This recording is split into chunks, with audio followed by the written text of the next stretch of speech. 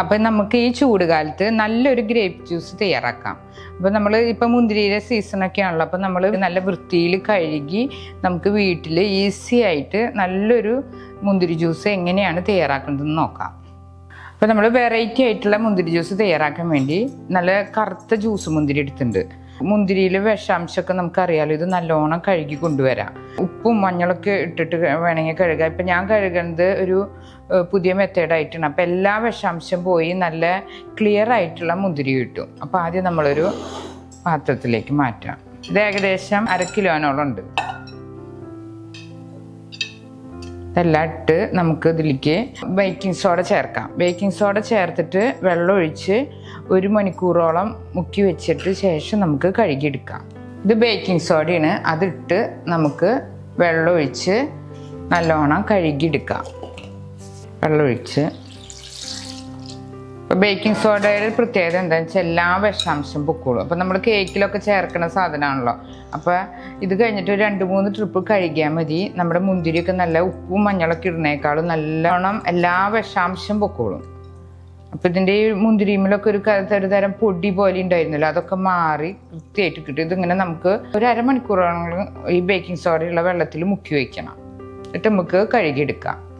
ഇപ്പോൾ നമ്മൾ 1/2 മണിക്കൂർ വെള്ളത്തിലിട്ട് വെച്ച് നല്ലോണം തിരുമ്പി കഴുകി എടുത്തിട്ടുണ്ട്. അപ്പോൾ ഇതിൽ നല്ല പഴുപ്പ് കൂടിയത് ഇങ്ങനെ ഒരു കേട് വരുന്നതൊക്കെ വേണമെങ്കിൽ നമുക്ക് മാറ്റാം. എന്നിട്ട് നല്ല മുന്തിരി മാത്രം എടുക്കാം.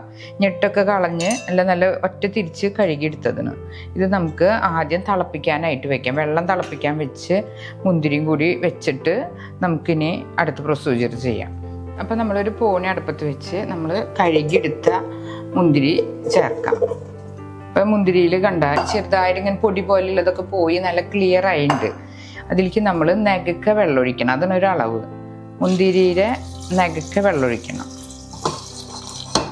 ഒഴിച്ച് നമുക്ക് അടുപ്പത്ത് വയ്ക്കാം.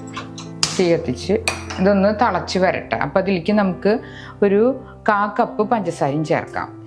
1/4 കപ്പ് പഞ്ചസാര ചേർത്ത് ഇതൊന്ന് തിളച്ച് വരട്ടെ. എന്നിട്ട് മധുരം പെട്ടെന്ന് ഇതിൽ കൂടും. അപ്പം നമുക്ക് നോക്കിയും കണ്ട് ഇനി ആവശ്യമുണ്ടെങ്കിൽ ചേർക്കാം. ഒരു 3-4 മിനിറ്റ് തിളച്ചതിന് ശേഷം നമുക്ക് തീ ഓഫ് ചെയ്യാം. തിളച്ച് വരുമ്പോൾ നമ്മുടെ മുന്തിരിയൊക്കെ ഇങ്ങനെ പൊന്തി വരും. 3-4 മിനിറ്റ് ഇതുപോലെ ഇങ്ങനെ തിളച്ച് കിടക്കട്ടെ. അപ്പോഴാണ് ഇതിങ്ങനെ പൊട്ടി എൻ്റെ തൊലിയൊക്കെ വിട്ട് വരിക. അപ്പോൾ അതിൻ്റെ കളറും കണ്ടില്ല, ഇതുപോലെ നീല കളറ് കണ്ടില്ല. 4 മിനിറ്റിന് ശേഷം നമുക്കിത് ഓഫ് ചെയ്ത് ചൂടാറാൻ വേണ്ടി വെയിറ്റ് ചെയ്യാം. കണ്ട, അത് നല്ലോണം തിളച്ച് അതിൻ്റെ തൊലിയൊക്കെ നീങ്ങിയിട്ടുണ്ട്. ഇനി കണ്ട ഈ ഒരു പാകത്തിൽ നമ്മൾ തീ ഓഫ് ചെയ്ത് ചൂടാറാനായിട്ട് വെയിറ്റ് ചെയ്യാം. അപ്പോൾ ഒരു പാത്രത്ത് മൂടി വയ്ക്കുക. എന്നിട്ട് ചൂടാറിയതിന് ശേഷം നമുക്ക് ബാക്കിയുള്ള കാര്യങ്ങൾ ചെയ്യാം. അപ്പോൾ നമ്മുടെ ജ്യൂസ് ചൂടാറിയിട്ടുണ്ട്. ജ്യൂസ് മുന്തിരി ആയി കാരണം നല്ല വയലറ്റ് കളർ കിട്ടിയിട്ടുണ്ട്. കണ്ട, ഇങ്ങനെ വേണമെങ്കിൽ നമുക്ക് ഉപയോഗിക്കാം. മധുരം നോക്കി ഇതുപോലെ ഉപയോഗിക്കാം. അല്ലെങ്കിൽ നമുക്ക് ഞാൻ ഉണ്ടാക്കുന്ന രീതിയിലും തയ്യാറാക്കാം. മുന്തിരി ബോൾസ് ആയിട്ടുള്ള ജ്യൂസ് ഇനി നമ്മൾ മിൽക്കും കൂടി ചേർത്തിട്ടാണ് നമ്മൾ തയ്യാറാക്കുന്നത്. ഇപ്പം നമ്മളൊരു മിക്സിയുടെ ജാറിൽ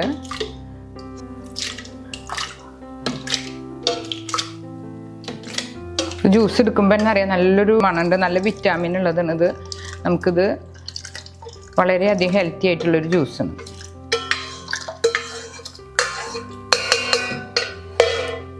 പാല് ഐസ് ക്യൂബ്സിൽ വെച്ചിട്ടാണ് ഇതുപോലെ അതും കൂടി ചേർക്കാം.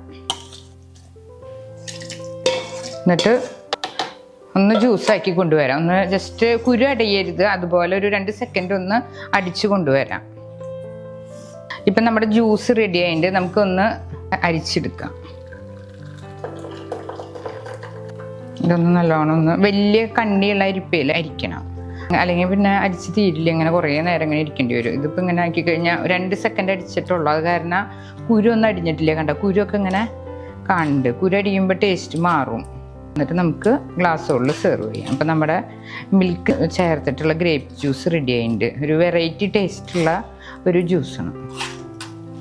നമുക്കിതൊരു ഇതേപോലെ നല്ല ഈ കൺസിസ്റ്റൻസിയിൽ വേണം നമുക്ക് ജ്യൂസ് തയ്യാറാക്കാനായിട്ട്.